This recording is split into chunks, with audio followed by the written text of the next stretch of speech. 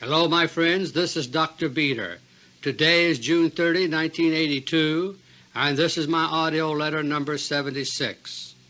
On the afternoon of June 25, just 5 days ago, reporters were summoned to the White House press room for a sudden major announcement. At around 3 p.m., the entity known as President Reagan strode in and walked to the microphone. Then, with an announcement about a minute long, he dropped what seemed to be a bombshell. For public consumption, he began the announcement with words of praise and regret, but his face was the face of an executioner. Then he came to the only words that really mattered. With great regret, I have accepted the resignation of Secretary of State Al Haig. The impression was given that Haig had resigned voluntarily, and that its timing was a great surprise. But that impression was not the truth, my friends. Reagan's very next words were, I am nominating as his successor, and he has accepted George Shultz to replace him. Haig's ouster had been planned very carefully by insiders close to Reagan. After stunning reporters with the announcement about Haig, the President refused to give any reasons and left without taking questions.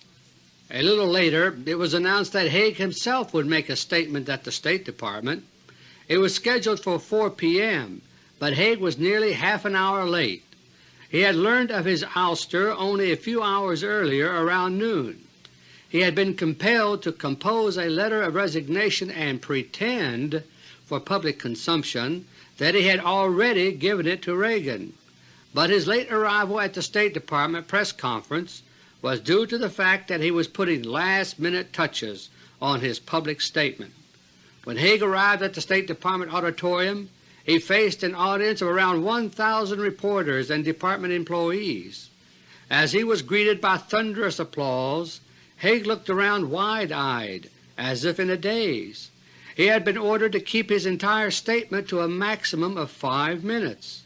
He had also been warned not to accept questions. We have been told by the controlled major media that Haig resigned as an abrasive prima donna, incensed that he was not getting his way. But when Haig took the microphone that afternoon at the State Department, his demeanor was far from that of a prima donna. He was instead a defeated general at the moment of surrender. The peculiar etiquette that governs this type of situation caused his words to obscure this fact, but his voice and mannerisms were laden with the unmistakable burden of defeat. He spoke slowly, trying to keep the quaver in his voice under control. His tones were the lifeless tones of resignation that say, "I tried, but I failed." Haig read the text of his alleged resignation letter to Reagan, which he had written hurriedly that afternoon. He began by praising the alleged original foreign policy plans of the Reagan administration before it was subverted by the Bolsheviks here. At one point he could hardly get the words out. I believe that we shared a view of America's role in the world as the leader of free men and an inspiration for all. Then he went on to describe a change of course which has taken place. In recent months, it has become clear to me that the foreign policy on which we embarked together was shifting from that careful course which we laid out. Under these circumstances, I feel it necessary to request that you accept my resignation. My friends, diplomatic language is often so bland that it tends to make momentous statements sound tame and mild to the public. In recent months, American foreign policy has indeed been moving away from what could be called a careful course, just as Haig said. As I have been reporting, we are on a fast new timetable for nuclear war. Haig was the top government operative of the faction which has been trying to prevent the coming war. But, my friends, the anti-war faction has lost, and Haig's ouster is the most visible signal that this has happened. In the aftermath of the Haig bombshell, people have been falling all over themselves trying to explain it, but the more they talk, the farther away from the truth they get. The closest anyone in the major media has come to the truth was a statement just 10 minutes after Haig's appearance at the State Department. At about 4:40 p.m. Eastern Time, June 25, Sam Donaldson of ABC Television News said, and I quote, "It may seem strange for people who know General Haig's background, but the hardliners from the standpoint of the Soviet-American relations and the hardliners when it comes to trying to curb what many people see as excessive violence by Israel in Lebanon have won on this one." Unquote. My friends, Sam Donaldson was right about the hardliners having defeated Haig, but there's far more to it than that. The so-called resignation of Alexander Haig on June 25 was a disaster for the anti-nuclear war forces here. It is tied to other events, the end of the Falklands War, the beginning of the Mid-East War, and others. And the timing of Haig's demise, which seems to mystify the major media, was dictated by a very specific event. That event, my friends, was the launch of Space Shuttle Mission No. 4, now in progress. My three special topics for this AUDIO letter are: Topic number 1, the collapse of the Haig anti-war coup d'etat. Topic number 2, the final crises to ignite nuclear war. And topic number 3, the final Space Shuttle mission for war. Topic number 1. There is a sad lesson of history that has been repeated more times than can be counted, from ancient times right down to the present day. The lesson is that by and large people are incapable of being warned about major calamities to come. It is human nature to think that the future will not be much different from the past. If something has not happened before, we find it hard to believe it can happen at all. And this has never been more true than when an impending calamity is the result of spiritual decay and moral degeneration. Today we are living under the threat of just such a calamity, all-out thermonuclear war. The threat exists for reasons which are fundamentally moral and spiritual in nature, and if the calamity comes, it will have consequences which are impossible to grasp in advance. As a result, for most of us the threat of nuclear war is one which we only half believe. We worry when we hear about new crises, and we squirm at the thought of ever-increasing nuclear arsenals. But in the last analysis, most of us go right on living our lives as if these things did not exist. Deep down we tell ourselves, surely it can't really happen. We tend to think that our situation today is without parallel in human existence, but that is not true. We are told that in ancient times a man named Noah was warned in advance about an equally incomprehensible calamity. He lived in a generation of people who were filling the land with abominations, in total disregard for the Creator and His laws. Noah was warned that a giant killer flood was coming as a direct result of these spiritual and moral transgressions. Noah began building an ark, and he also began warning all his neighbors as he had been directed by the Lord. The building of the ark consumed not just years, but decades. All the while Noah continued to warn the people of his land about what was to come. But the people were incapable of being warned. They found the idea of a great flood incomprehensible and unbelievable because it had never happened before. And besides, they were too busy living their own lives, doing as they pleased. So they laughed at Noah and his never-ending warnings until the day it began to rain. On that day they suddenly knew that the warnings had been true, but it was too late and they perished. My friends, The forced resignation of Alexander Haig 5 days ago may well be the first raindrop of the nuclear storm to come. If so, the time has come and gone for preventing nuclear calamity. Unless something very dramatic takes place to radically change the situation, it is now only a matter of time, and not much time at that. As of now, the Bolshevik war planners in the Pentagon are still on track with their plan to set off nuclear war by the middle of September 1982. This is true even though the intended final phase of their war plan has been crippled, as I reported in AUDIO LETTER 74 2 months ago, and as of this moment I have no information to indicate that they will be stopped.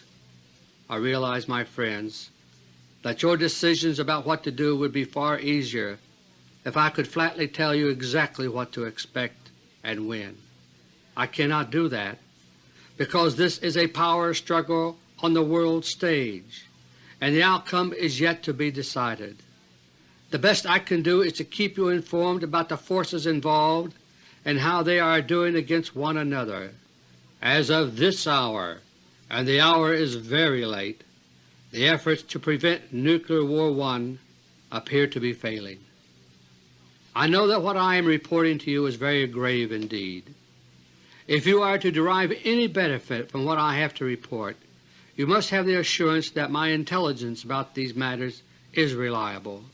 Sometimes people ask me for documentation of my reports, but in intelligence, documentation of that type is inherently impossible. Instead, a different criterion is normally used for judging the accuracy and reliability of intelligence data. That criterion, my friends, is the extent to which advanced intelligence reports are borne out by events. For that reason, in this AUDIO letter I will use direct quotes from a number of my past AUDIO letter reports over the past year or so. For those of you who have been listeners for some time, this will serve as a reminder of what you already know but may have forgotten. For my newer listeners, I hope this will help to establish the reality of the situation very quickly, because, my friends, time is precious. For some 3 years now, the United States government has been torn by a bitter power struggle between two opposing factions. One faction consists of agents of the Rockefeller cartel, of big oil, big business, and big banking.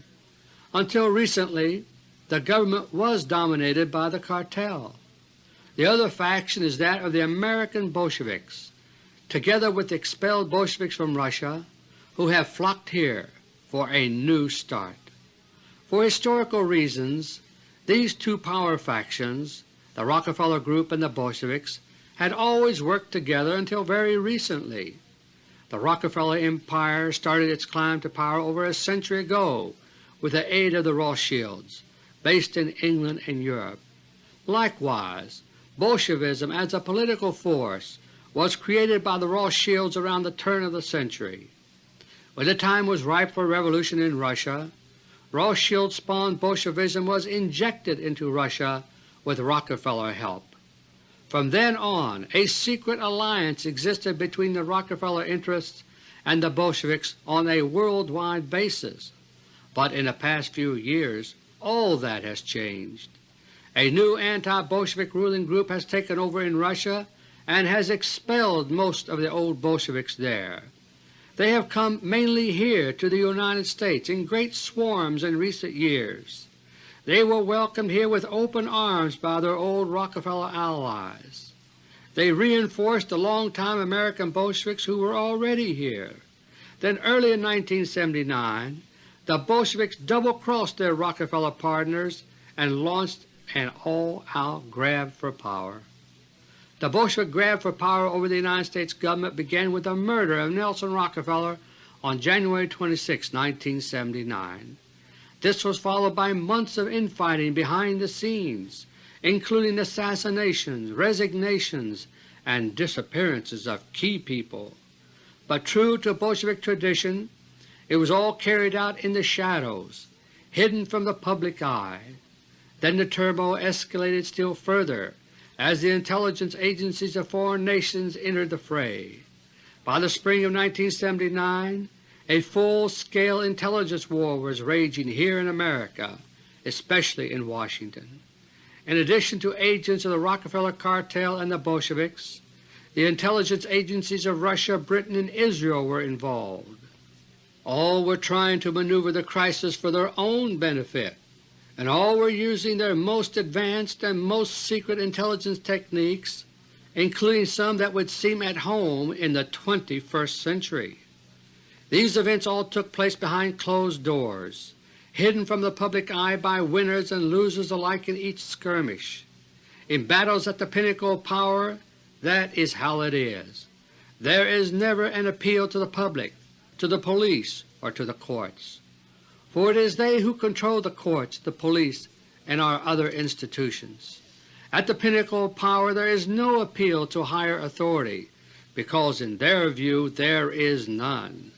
So disputes are settled by the oldest means known to man, namely by finding out who has the biggest stick. This is why power struggles take place in governments, and that is why wars take place between nations. It is all a struggle for raw power in an arena where no holds are barred. 1979 was a year of strange events, when the so-called Carter administration appeared to go crazy on several occasions. At one point the entire Carter cabinet was fired en masse. It sent shock waves around the world until a reconstituted cabinet was formed. At another point the entity Carter disappeared to Camp David for weeks on end. Meanwhile, worried rumors swirled like a storm through Washington circles. All these events were the direct result of the hidden turmoil which I had made public in my reports months earlier. But for public consumption, these and other shocks came and went without the truth ever being told officially. By late 1979 the dust was beginning to settle. The Rockefeller cartel had been grievously wounded, but it was not destroyed or totally unseated from government influence. The Bolsheviks here had acquired a dominant position over the United States government, but their power was complete only in the military area. For reasons I have detailed in many past reports, the Bolsheviks here were and are bent on throwing the United States into nuclear war against Russia.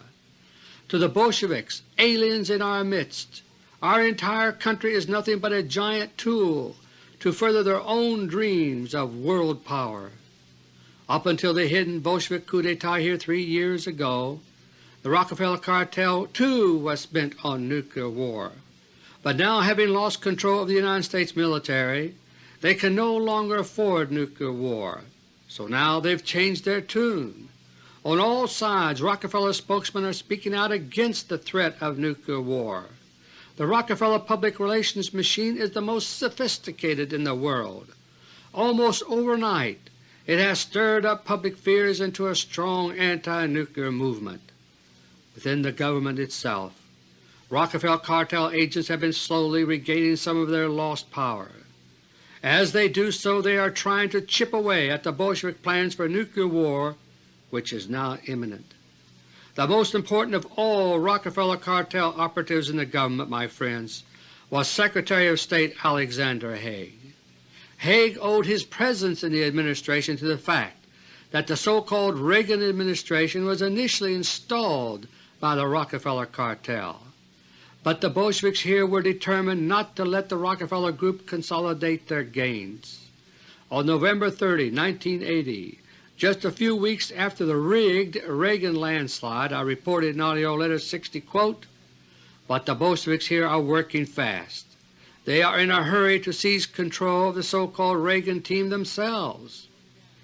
And further on, quote, "Some day sooner than you think, we Americans may be in for a shock. We will be told that the entity President Reagan has met with an unfortunate accident or a sudden fatal illness." Unquote.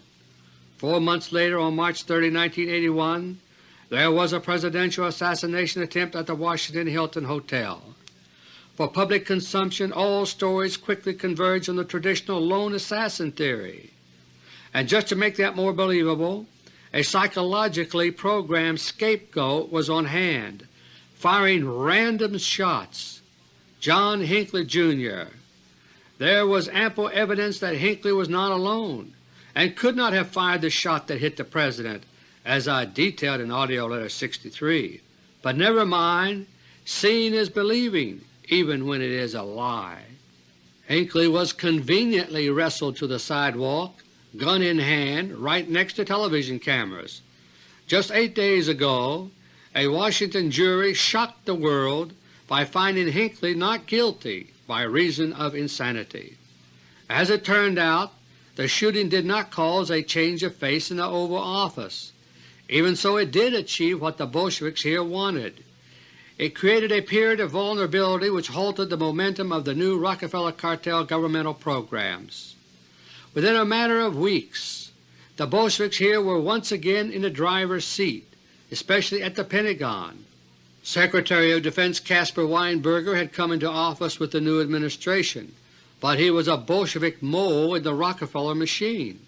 Ever since the Reagan assassination attempt, Weinberger and Haig have been at each other's throats because they are on opposite sides of the power struggle. Over the past year or so, there have been more and more stories about Haig feuding with other members of the administration. This was because Haig was the point man in the continuing Rockefeller cartel struggle to unseat the Bolsheviks here. That situation started coming to a head early this year of 1982. When I recorded AUDIO LETTER No. 72 4 months ago on February 28, 1982, I reported on major new developments in the plans of both factions. First, I reported that a drastic speed-up was taking place in the American Bolshevik nuclear war plans. I stated that, quote, "A drastic change is now taking place in the secret war planning here in America. The timetable for Nuclear War I has now been speeded up by many months. My friends, as of now the new target date for an American nuclear surprise attack on Russia is mid-September 1982." Unquote. I also revealed the reason for the speed-up in war plans. It was the result of a major intelligence coup against Russia by the American Bolsheviks. Thanks to this intelligence breakthrough, the Bolshevik war planners here now have critical data which was formerly lacking to enable an attack on Russia. In that same AUDIO LETTER Report No. 72 I also revealed the Rockefeller cartel response to this new turn of events. It was to be a military coup d'etat by military officers loyal to the Rockefeller Group. Here is what I reported 4 months ago in AUDIO LETTER No. 72, and once again I quote, "The Rockefeller cartel cannot afford to let their Bolshevik enemies here succeed in setting off nuclear war. Therefore the military coup d'etat must take place before the American Bolshevik surprise attack against Russia. If possible, the coup will be carried out before the fourth Space Shuttle flight this summer, because war will be possible any time after that." Unquote. I also reported that, quoting again, "The general in charge of the coup to come, my friends, is General Alexander Haig, presently Secretary of State. He is looking forward to the day when he can really say, 'I am in charge here.'" End quote from AUDIO LETTER No. 72. In these days of managed news, major events often take place with little or no notice to the public about what is going on. Even so, when those events are big enough, they usually create a visible ripple on the surface that can be seen in public. In my report 4 months ago, I tried my best to prepare you to read the ripples produced by the struggle over a coup d'etat. Here is what I reported then, quote, "If the military takeover does take place, it too is likely to be largely hidden in its details from public view. Only one event in the plan is likely to be visible to all. That event, my friends, will be the sudden death of the entity known as President Ronald Reagan. If that happens by the end of summer 1982, no matter what the official story may be, you will know that the military coup d'etat has taken place. On the other hand, should something happen to Secretary of State Haig by that time, it could well mean that the Bolsheviks have foiled the coup. It is all a race against time, my friends, and the stakes in this race involve nothing less than the very survival of our United States." End of quotation.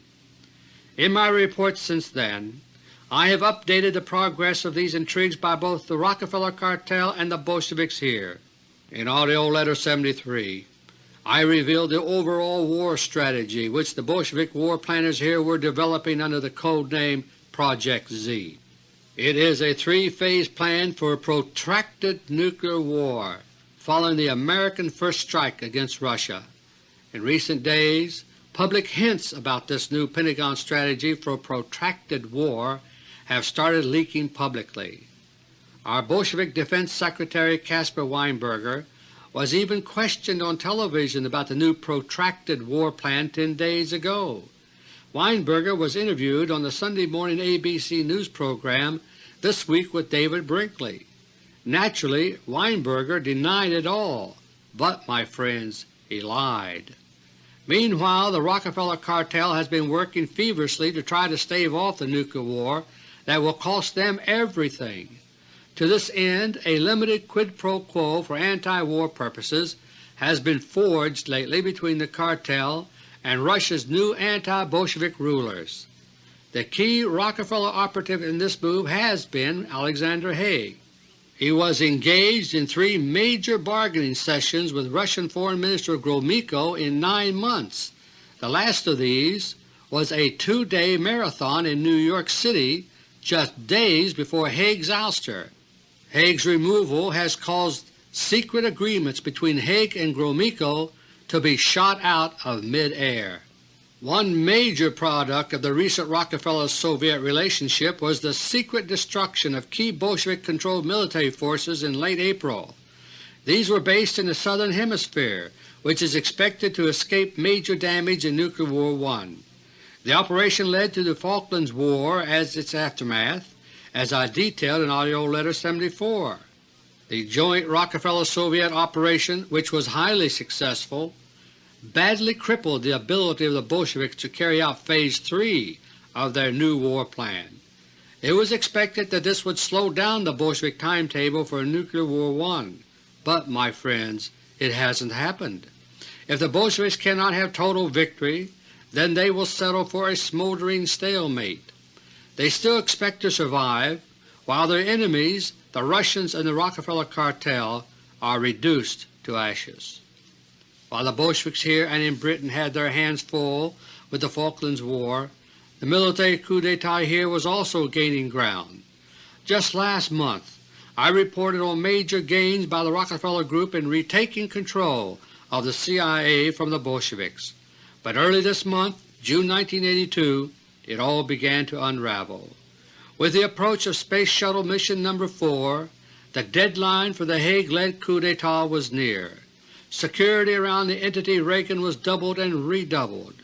When he went to the UN to speak on June 17, the New York Daily News described the quote, "extraordinary precautions" that were in force. His limousine even jumped the sidewalk, driving up right next to the door. All this was happening as key Haig operatives in the intended coup d'etat were being eliminated. Out of public view, nothing less than a new Bolshevik purge has swept through the United States government. It was completed just in time from the Bolshevik viewpoint. On Friday, June 25, Haig was confronted with the reality of defeat. His anti-war coup d'etat had collapsed just 2 days before the launch of Space Shuttle 4. Topic number 2. This month of June 1982 has seen the apparent end of one war and the beginning of another. The war between Britain and Argentina for the Falkland Islands ended, at least for now, on June 14. That day the Argentine garrison at Port Stanley surrendered to the British. Meanwhile a new war was already underway in the Middle East. Israel had launched its long-planned all-out invasion of Lebanon.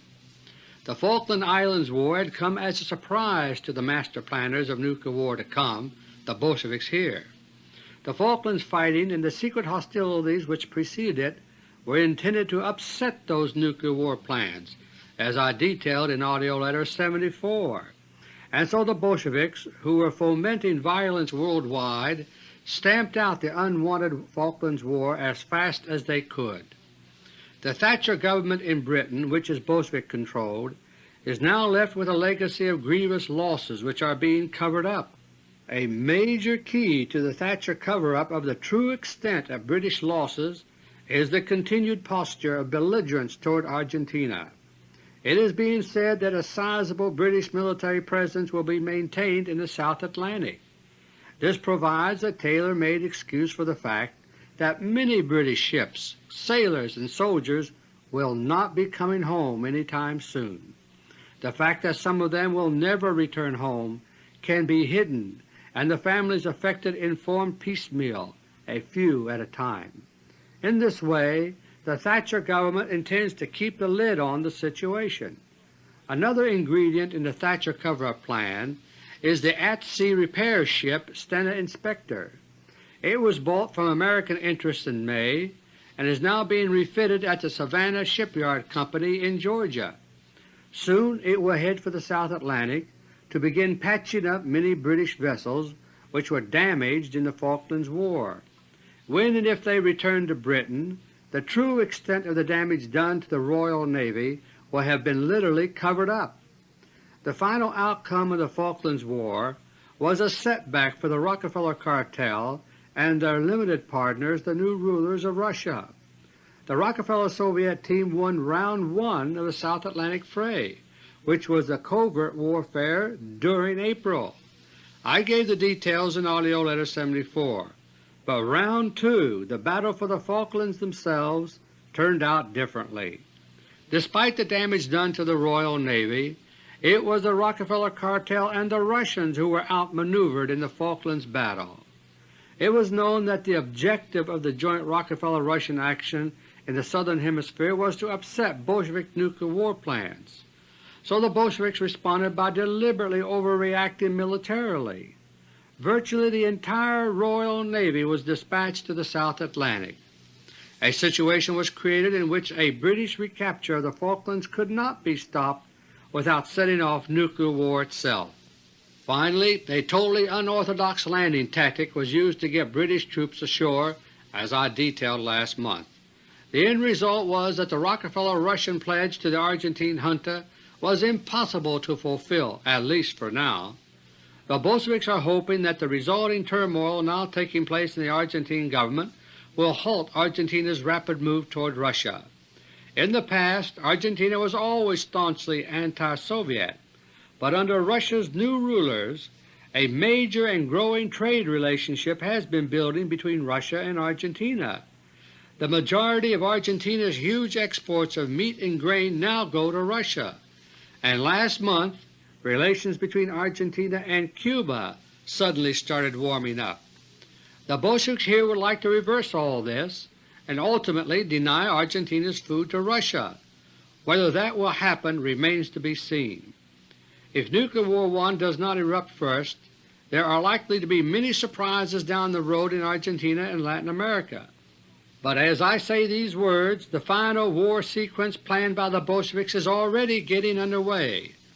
This is the sequence of brush-fire wars and regional crises which are intended to lead directly into Nuclear War I. This intended final sequence of crises began this month on June 5. On that day Israeli tanks began moving across the border into a so-called Christian enclave in southern Lebanon. The following day the world learned that Israel was launching an all-out invasion of Lebanon. More than a year ago, in AUDIO LETTER 63, I made public the joint strategy of the Bolsheviks and Zionists to pave the way for nuclear war. It was a complex 5-track plan patterned after the build-up to World War I with its proliferation of pre-war crises. I now quote from AUDIO LETTER 63. All 5 tracks in the Bolshevik warpath converge about mid-1982. By then they expect to have America on a war footing. All 4 Space Shuttle missions are planned to be completed by then. The offensive weapons now in the works will be ready, and by then the world will be a cauldron of crises, made to order for setting off nuclear war suddenly and without warning. Just as crises in the Balkans triggered World War I, a world in crisis will trigger Nuclear War I."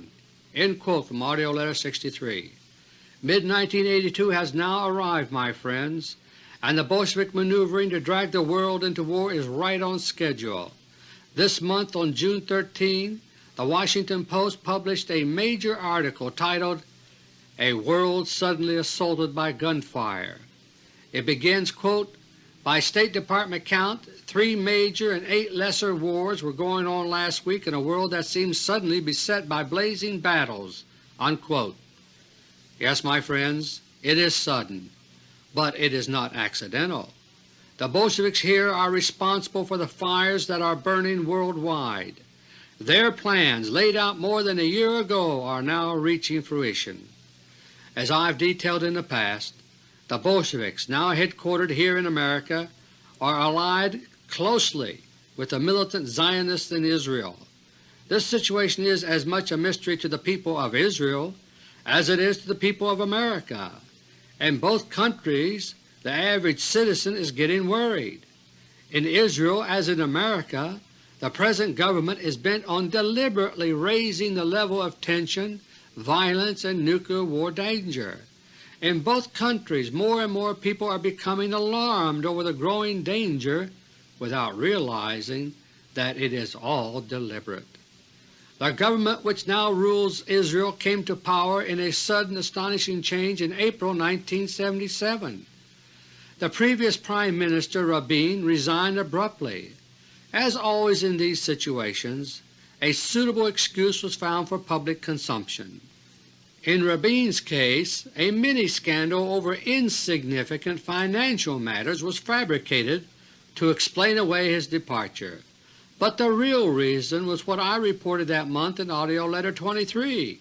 Rabin had learned of secret plans for a major Middle East war and wanted no part of it. Rabin was replaced by a man of very different attitudes. The new Prime Minister was a man who frightened many, but had been thought incapable of seizing control of the Israeli government. He was known as an extremist, tracing all the way back to his days as the most wanted of all Israeli terrorists by the British. The idea that he might actually rule Israel some day had been unthinkable to many. Suddenly the new ruler of Israel was a man named Menachem Begin. Begin is representative of the most extreme faction of the political movement known as Zionism. The Zionists use religious-sounding terminology and biblical words to disguise the true nature of their goals, which are satanic. Political Zionism is as different from classical Judaism as night is from day. Like all the world's great religions, classical Judaism is based on worship of the Almighty, and it does so from its own distinct perspective. Judaism emphasizes the justice of God, Islam His righteousness and power, Christianity His love, Hinduism His spiritual essence, Buddhism the peace that comes only from God. Justice is the hallmark of true Judaism, but it has nothing at all to do with political Zionism except as a deceptive slogan. The Jews who have been lured to the land called Israel have gone there by and large believing the promises of a better life. But what they have gotten instead is a government which per capita has become the most violent and warlike on earth. There is no peace, saith the Lord, for the wicked, and the Begin government in Israel is as wicked as the Reagan government here. Modern Israel is no longer a threatened underdog, as it constantly pretends. Instead, Israel has become the world's third most powerful nation militarily, after Russia and the United States. Using its runaway military might, the Zionist government of Israel is setting the world on fire. It is doing so with the blessing and support of their American Bolshevik allies. The agony which is being inflicted on tiny Lebanon, which has never done Israel harm, is beyond description, my friends. Over 10,000 Lebanese civilians have been slaughtered by the Israelis, and over 600,000 made homeless. Even the sanitized reports on American television cannot entirely hide the wanton savagery of the Israeli invasion. One report after another shows devastation of entire city blocks on a scale not seen since World War II. On all sides the reports describe Israeli shelling and dive bombing of Beirut, Sidon, and other Lebanese cities with one word: indiscriminate. My friends, classical Judaism regards man as the crown and glory of God's creation. Man is supposed to have been formed in God's own image. Would God, the just God of Judaism, have done what Israel has done in Lebanon? Are arrogance, bestiality, and genocide in the image of God? Or are they in the image of Satan instead? What the Israelis are doing now in Lebanon is claimed to be in retaliation for provocations by the Palestine Liberation Organization. But the fact is that the present events are part of the long-range plan to bring on nuclear war. In AUDIO LETTER 70 last December 1981, I reported that, quote, "The joint war plan of the American Bolsheviks and the Zionists in Israel is still on track. They are shooting for a Middle East war to break out before the end of summer 1982." End quote. It is now the summer of 1982, and the desired Middle East war is raging. In AUDIO LETTER 68 I reported the Begin plan was to goad the PLO into violence. Time after time over the past year or so, the Israeli Air Force has mounted devastating air raids on Lebanon, creating widespread devastation and death. The purpose of these repeated Israeli violations of the ceasefire was to provoke a highly visible counterattack by the PLO. With that as a pretext, the Begin government intended to justify its planned invasion of Lebanon. But the PLO never did respond in kind to the Israeli goading. Aside from occasional small raids and shelling incidents, nothing was done that was sufficiently dramatic for the intended purpose. Meanwhile, time was running out. The fast new war timetable required the Middle East war to get underway without further delay. So on June 3 the Begin government provided its own pretext for war. That day the Israeli ambassador to Great Britain was gunned down by an assassin hired by Israel's own intelligence agency, the Mossad. The Begin government immediately professed to be outraged, saying this was the last straw. 2 days later the Israeli forces, which had already been massed along the Lebanese border, invaded. The unbridled savagery of the Israeli attack has shocked the world. In effect, the nation that calls itself Israel has turned the Palestinians into the new Jews of the world. They have no home. They are dispersed. They, along with the innocent victims of their host country Lebanon, are the victims of genocide, a military holocaust without justice or mercy. Protests and condemnation of the Israeli behavior in Lebanon are mounting worldwide. Nowhere is the worry greater than within the Jewish community itself. In Israel, popular sentiment against the Begin government is erupted into widespread demonstrations, and elsewhere around the world many Jews are also speaking out against the Israeli-inflicted Holocaust. But through it all, my friends, the Reagan-Begin axis of the American Bolsheviks and the militant Israeli Zionists continues to function smoothly. In his United Nations speech of June 17, the entity President Reagan condemned armed aggression, quote-unquote, and to the new Russian pledge not to be the first to use nuclear weapons in war, Reagan demanded, quote, "deeds, not words." But when it comes to Israel, those criteria are never applied. The Begin government agrees in words to one ceasefire after another, but in deeds it breaks each truce when ready. And Israeli armed aggression has left nearly 20% of the population of Lebanon homeless. The whole world is shocked and outraged, yet all this has not provoked even a slap on the wrist for Israel from Washington. My friends, the satanic Begin government is now in its 6th year in Israel. This month, June, is the 6th month of the year. On the 5th day of the month the Israeli invasion of Lebanon began, and with it abominations of military desolation. It all brings to mind the visions of the prophet Ezekiel, chapter 8. The prophet says in the first verse, that he was shown visions in the 6th year, in the 6th month, on the 5th day of that month. He was shown abominations spawned in the Holy Land by people who arrogantly said, "The Lord does not see us." The chapter ends in the words, "Then he said to me, Hast thou seen this, O son of man? Is it a light thing to the house of Judah that they commit the abominations which they commit here? For they have filled the land with violence, and have returned to provoke me to anger, and lo, they put the branch to their nose. Therefore will I also deal in fury. Mine eyes shall not spare, neither will I have pity. And though they cry in mine ears with a loud voice, yet will I not hear them." Topic number 3. Earlier this month on June 18, there was a fascinating announcement from NASA.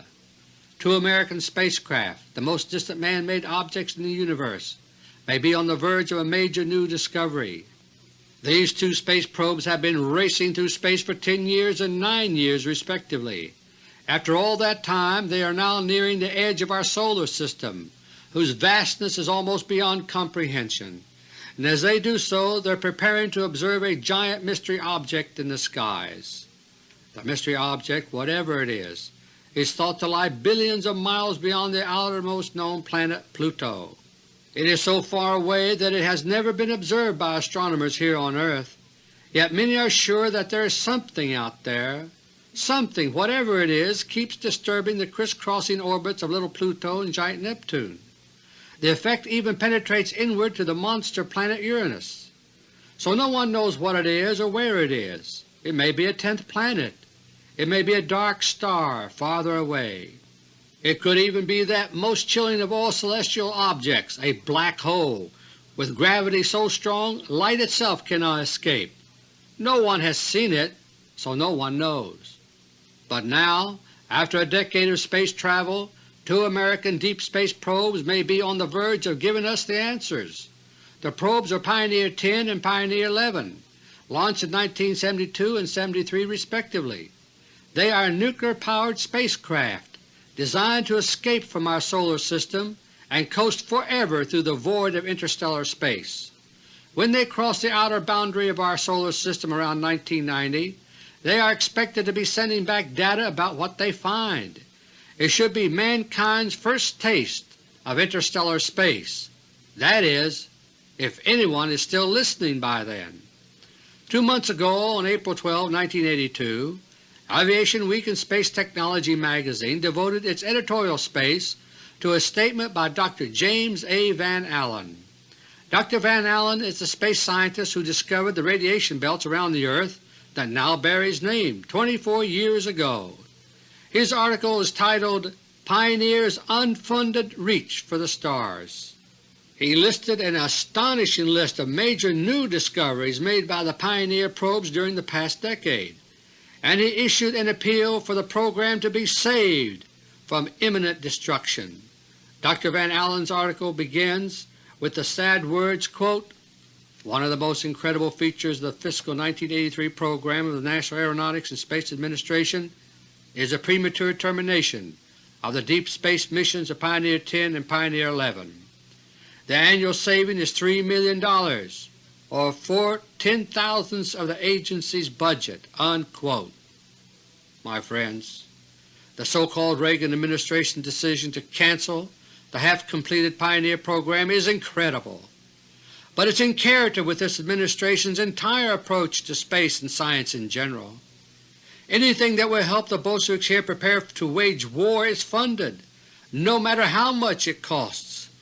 But everything that merely adds to the peaceful, constructive knowledge of mankind is being guillotined, no matter how little it costs. For the past year and a half, I've been reporting periodically about this developing situation.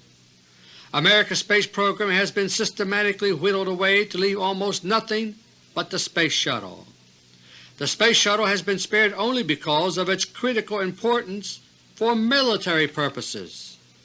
Over the past year or so, military control of the Shuttle program has become more and more blatant. The Bolshevik war planners who now control the United States military will brook no interference with their nuclear war plans. The overt military takeover of the Shuttle program began just over a year ago in May 1981, following the hidden disaster of the first Shuttle flight. The civilian director of the Shuttle program, John Yardley, was eased out.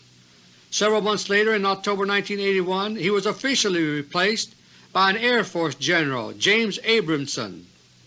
Since that time, the Bolshevik warlords have been expanding and consolidating their control over the Shuttle and NASA itself.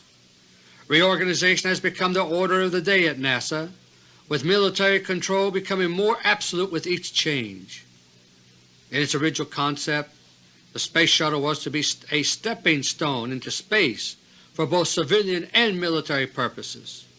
It was to be a system that would continue to grow and be improved over the years by continued development. But that idea has now gone out the window thanks to the total takeover of the Shuttle program by Bolshevik military managers. To them, even the Shuttle is only a short-term stepping stone to war. They intend to set off Nuclear War I before any further development of the Shuttle could bear fruit. And so, under Bolshevik military control, NASA is now turning its back on the traditional mission of advancing the technology of spaceflight. The entire NASA emphasis is shifting towards using the Space Shuttle as is for the short time left before war. The most stunning result of this radical policy change within NASA was announced about 2 months ago in April. It involves a man whose name is practically a synonym for America's manned space program. This man has played key roles in the planning and engineering of every single American manned space program. He was a member of the original Project Mercury team. He was deeply involved in the follow-on Project Gemini and a central figure in the Project Apollo Moon program.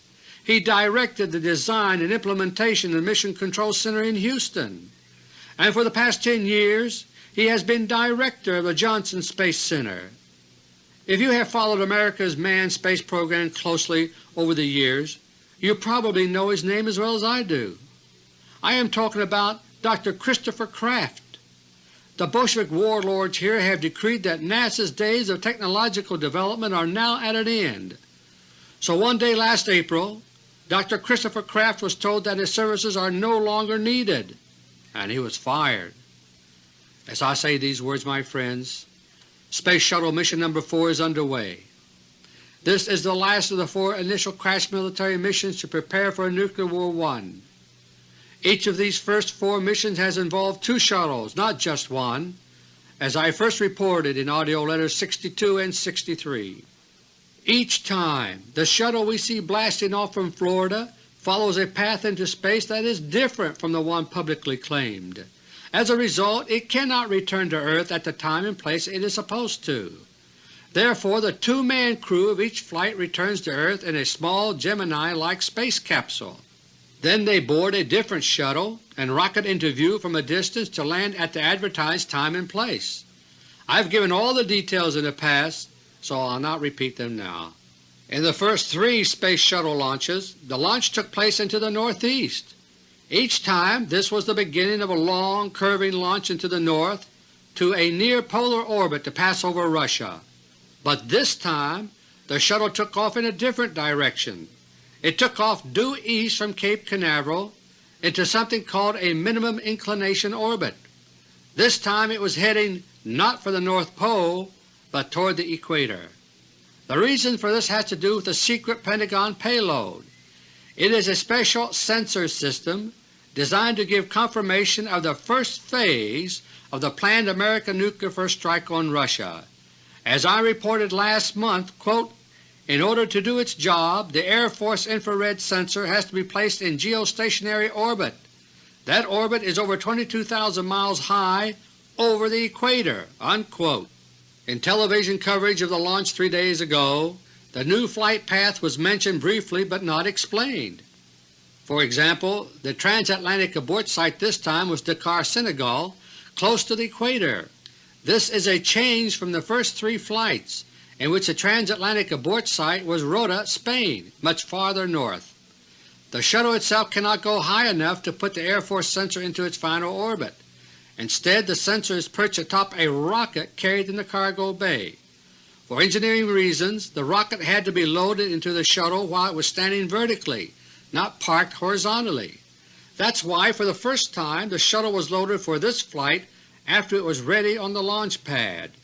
NASA spokesman admitted publicly that this was done, but as always they never tell you the reason. Last month I reported that an on-schedule launch of Space Shuttle 4 would indicate that the Pentagon nuclear war plans are still on schedule. Sunday morning, June 27, Space Shuttle 4 became the first shuttle ever to take off exactly on schedule. Not a moment's delay was permitted, even though a sudden violent hailstorm the previous day had ruined more than 400 critical heat tiles. So far this shuttle flight is apparently proceeding as planned. That means, my friends, that the September deadline for Nuclear War I is still in effect as of now. Now it's time for my last-minute summary. In this audio letter I've been forced to be the bearer of bad news.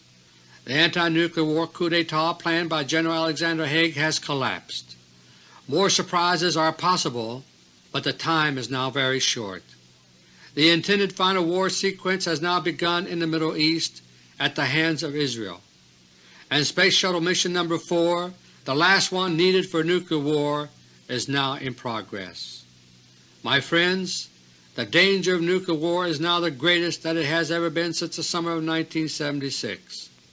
I cannot tell you for sure whether war will or will not erupt by September, because these war plans are the plans of men, and they are not infallible.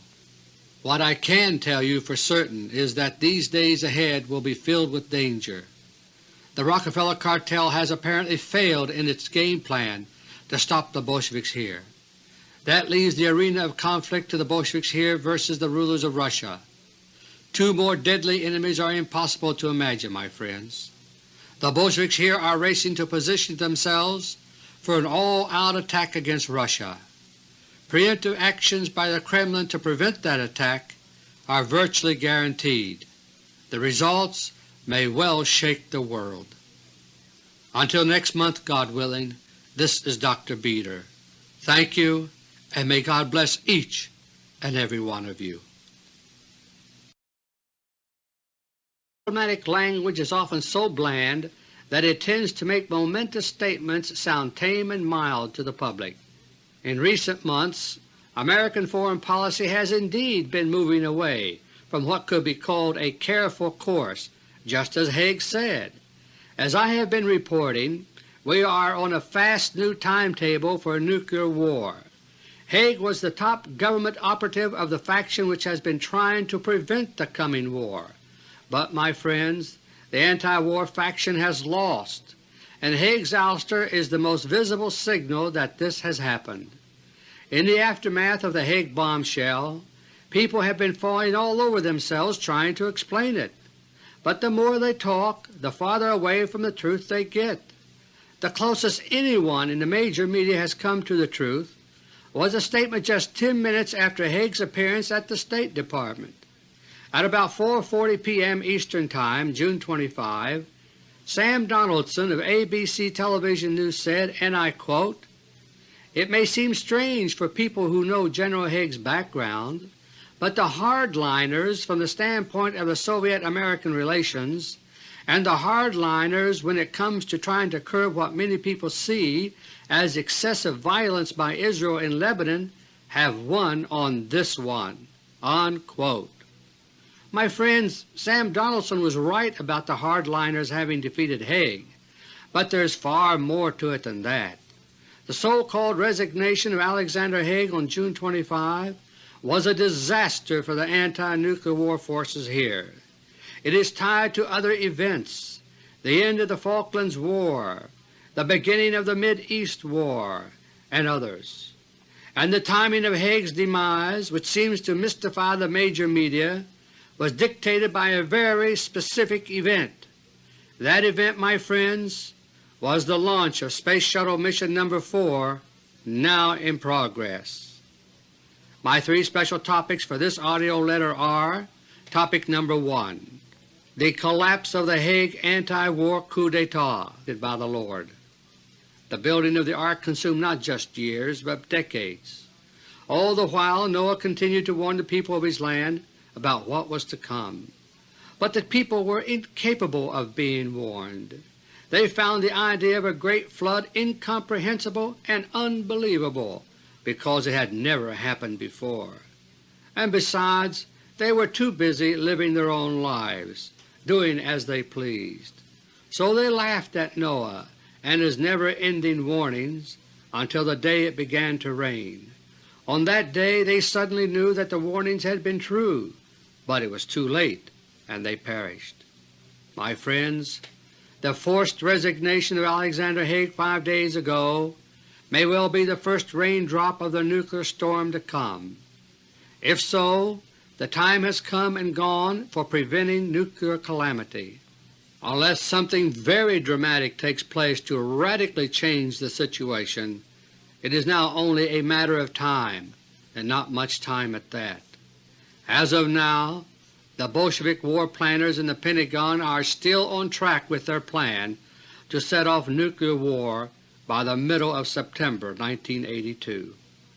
This is true even though the intended final phase of their war plan has been crippled, as I reported in AUDIO LETTER 74 2 months ago, and as of this moment I have no information to indicate that they will be stopped.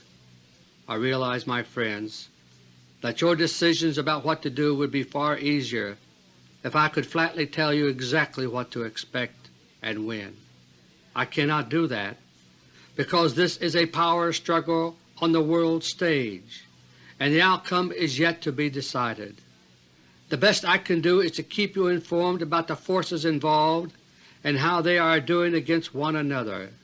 As of this hour, and the hour is very late, the efforts to prevent Nuclear War I appear to be failing. I know that what I am reporting to you is very grave indeed. Topic number 2, the final crises to ignite nuclear war, and topic number 3, the final Space Shuttle mission for war. Topic number 1. There is a sad lesson of history that has been repeated more times than can be counted, from ancient times right down to the present day. The lesson is that by and large people are incapable of being warned about major calamities to come. It is human nature to think that the future will not be much different from the past.